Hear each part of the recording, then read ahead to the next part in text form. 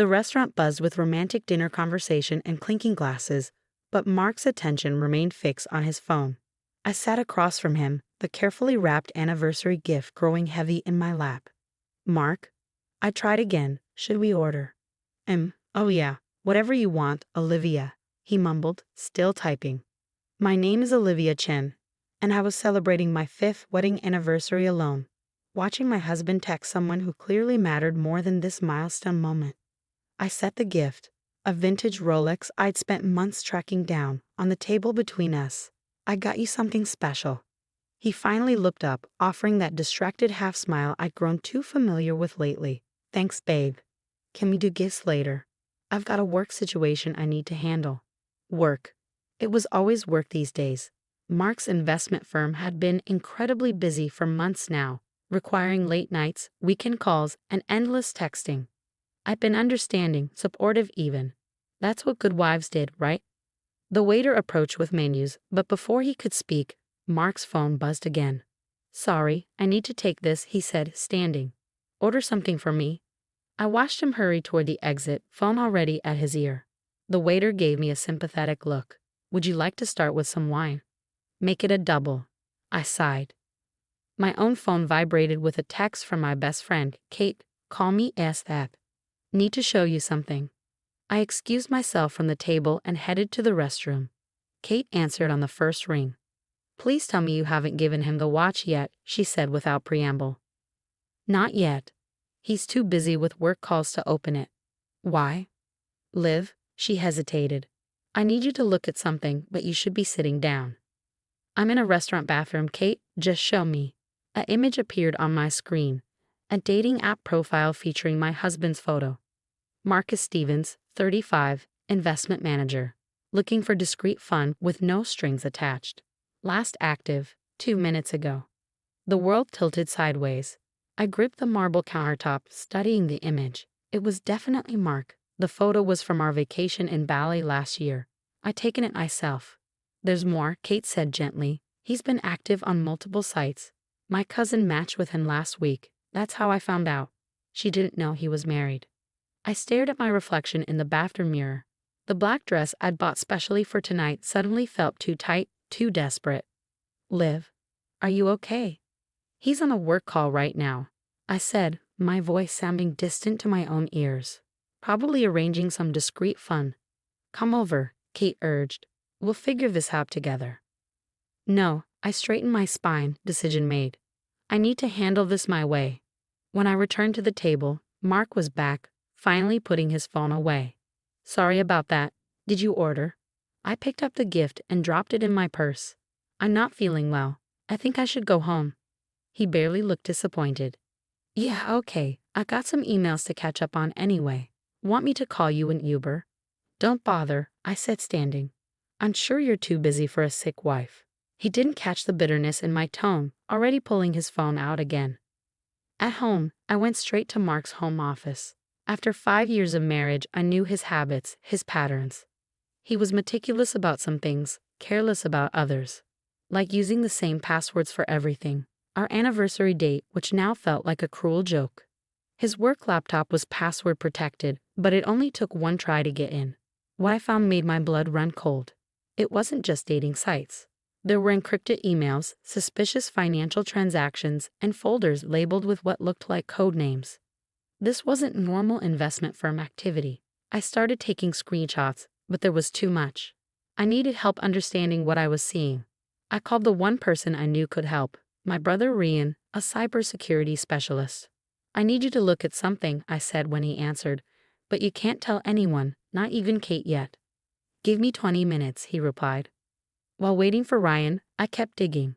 Mark had a hidden email account under his dating profile name Marcus Stevens. The emails were concerning discussions about offshore accounts, untraceable transactions, and something called Project Eclipse. I heard Mark's car pull into the driveway and quickly shut everything down, my heart pounding. By the time he came upstairs, I was in bed pretending to sleep. "Feeling better?" he asked, not really expecting an answer. I kept my breathing even as he changed and slipped into bed, immediately reaching for his phone. The blue light illuminated his face as he typed, probably messaging one of his dating matches, or worse, based on what I found on his laptop. The next morning, I waited until Mark left for work before meeting Ryan at his apartment. His reaction to the screenshots confirmed my worst fears. "Liv," he said slowly, "this isn't just cheating. Your husband is involved in something seriously illegal. These transactions, they match patterns we look for in money laundering operations." I sank onto his couch, clutching my coffee mug.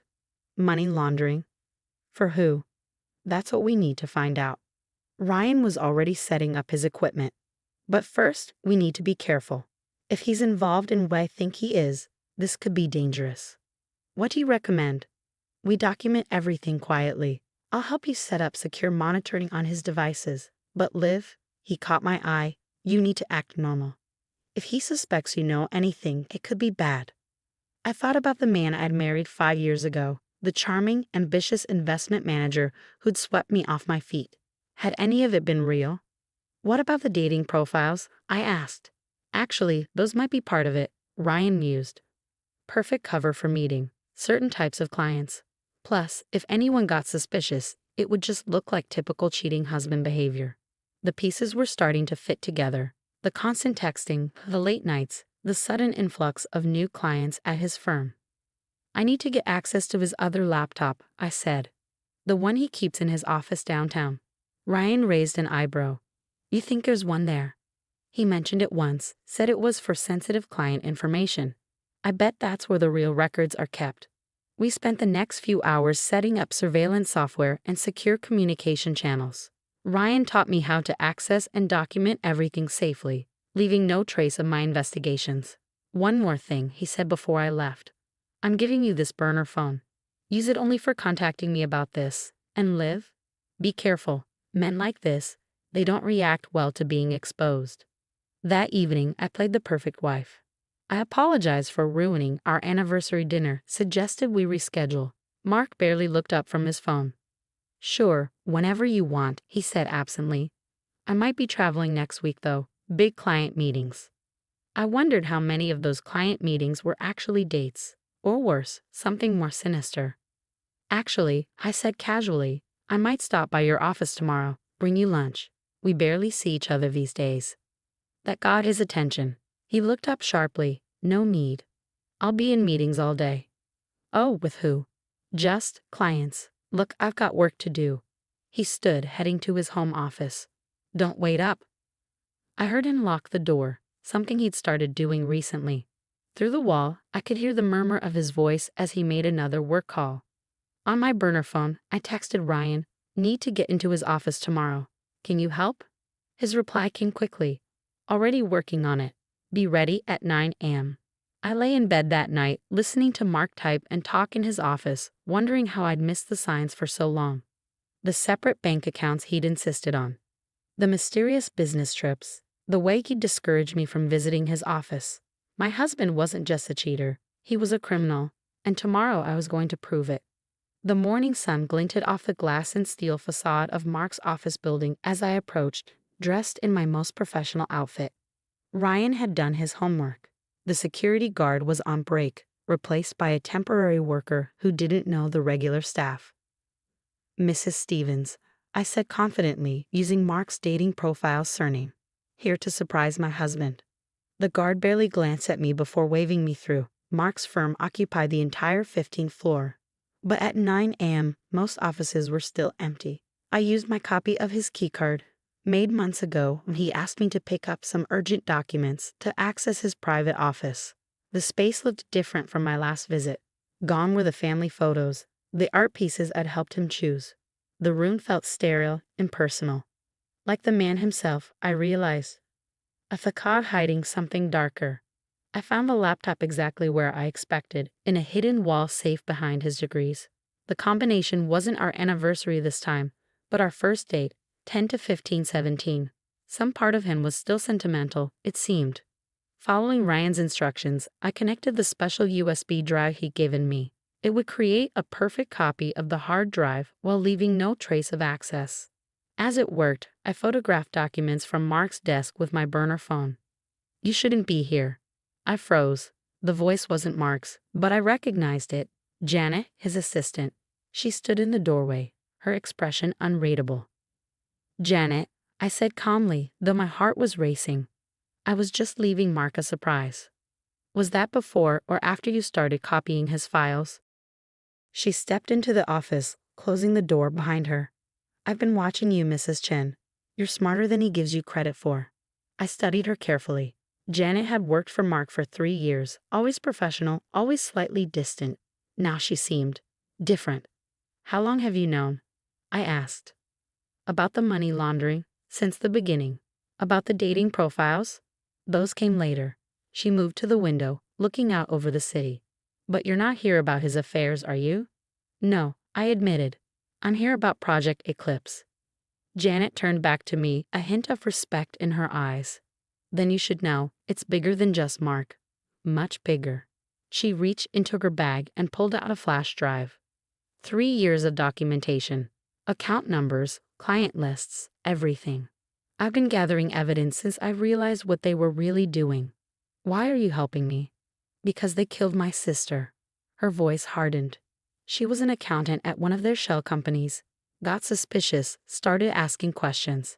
Had a car accident 2 weeks later. The USB drive finished copying. I removed it carefully, trying to process this new information. Who are they? The same people your husband works for.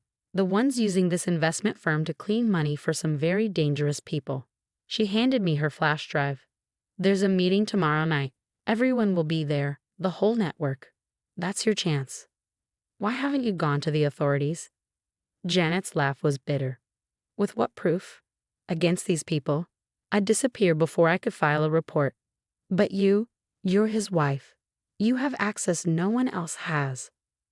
My phone buzzed. A text from Mark. Coming to office early. Be there in 20. Janet saw the message over my shoulder. Go. I'll clean up here, make it look untouched. But Olivia, she caught my arm as I reached the door.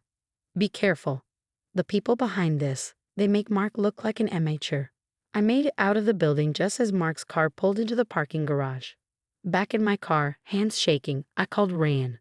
You're not going to believe what just happened, I said. We met at a coffee shop 3 towns over, where I told him everything. He examined Janet's flash drive carefully before connecting it to his secure laptop. Holy shit, he whispered as files populated the screen.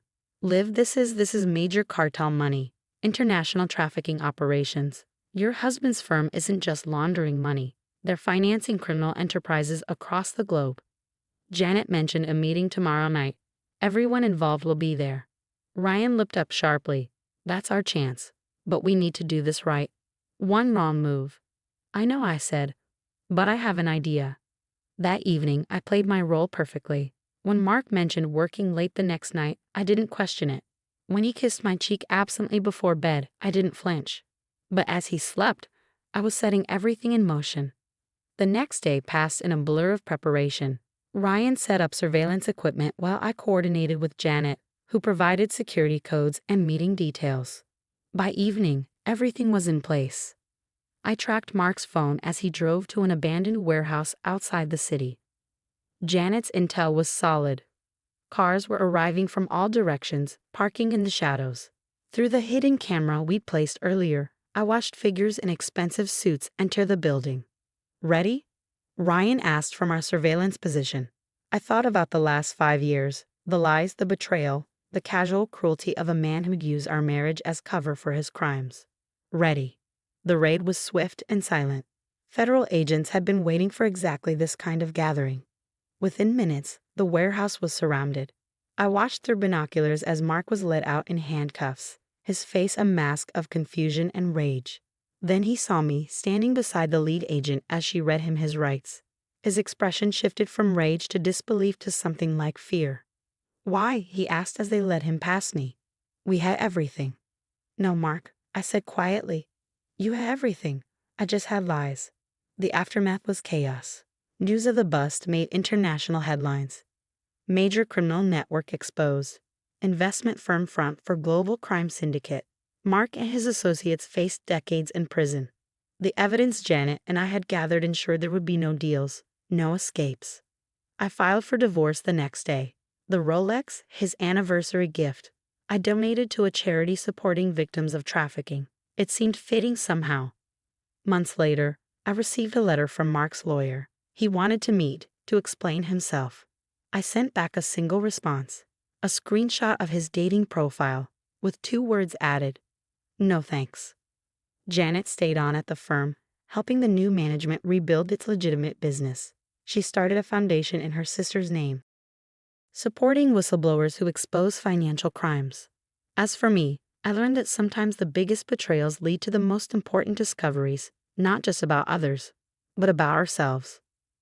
Mark had underestimated me, assumed I was too trusting, too naive to uncover his deception. Last week, I received a commendation from the FBI for my role in the investigation. The ceremony was private, my name kept out of public records for safety, but meaningful. Kate and Ryan were there, along with Janet. To taking down bad guys, Kate toasted afterward. To justice, Janet added. To truth, I said, thinking of that anniversary night that had started it all. Even when it hurts. The dating profiles that had first exposed Mark's deception were just the tip of the iceberg. But they led me to uncover something far more important than infidelity. They'd shown me my own strength, my capacity for justice, my unwillingness to look away from evil, even when it wore the face of someone I loved. Mark had taught me an invaluable lesson, though not the one he'd intended. He'd shown me that sometimes the greatest acts of love are not the rings we wear or the anniversaries we celebrate, but the moments when we stand up and say, enough. I still wear my wedding ring sometimes, not out of sentimentality, but as a reminder that truth, no matter how painful, is always preferable to comfortable lies. A reminder that justice, though slow, is worth pursuing. A reminder that sometimes the happy ending isn't the one we planned, but the one we fight for. The warehouse where it all ended has been demolished now, replaced by a community center. I drive past it sometimes, remembering the night everything changed. The night I stopped being Mark's wife and became something more important, my own hero. They say every ending is just a new beginning. Mine started with a dating profile and ended with a federal investigation. Not the anniversary gift I expected, but exactly the one I needed. And somewhere in a federal prison, Mark is learning that his biggest mistake wasn't getting caught. It was underestimating the woman he married.